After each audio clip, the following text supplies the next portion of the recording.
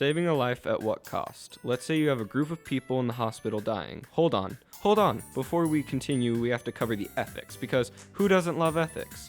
No, seriously, they are important. Ethics is a branch of philosophy that deals with moral principles that governs a person's behavior or the conducting of an activity. The question we are going to be asking is called the doctor's paradox.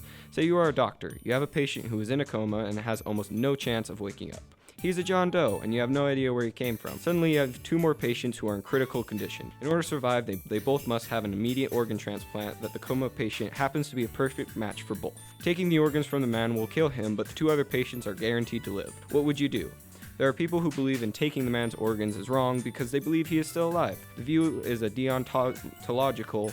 Deontology is the study of nature, the nature of duty and obligation. People with this viewpoint believe to take the man's organs is still considered murder, even if the man has no chance of waking up.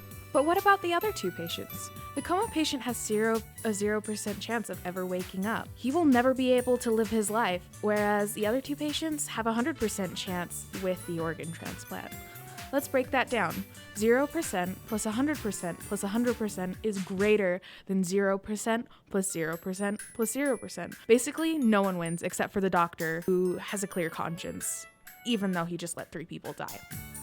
It seems the best option is to give the organs to the other patients, because there's no chance of him ever waking up.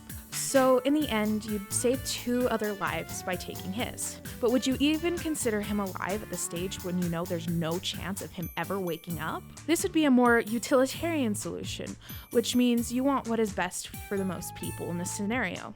Willing to give up the few for the many. Saving more people is more important to you than protecting one or few. How far can you really go with that way of thinking? Can you just take a person off the street at random and say, hey, you're an organ donor now? Yeah, no, that doesn't sound right. Let's change our problem a bit.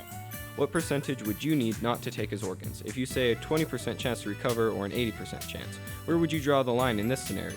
If the 2 patients need his organs to live, is it okay to take the man's, taking away his own chance to live? If he still has a chance to have a full recovery in order to save the life of the 2 other patients. Some would say that any chance of the man waking up would justify the other 2 patients' death. Others would say that he would need a greater chance of living to justify the deaths of the other 2. The best place to draw the line is between life and death. If he is more likely to die, give his organs to the other patients so they may have a chance to live. Both the other patients have a 0% chance of living without the transplant and a 100% chance with it.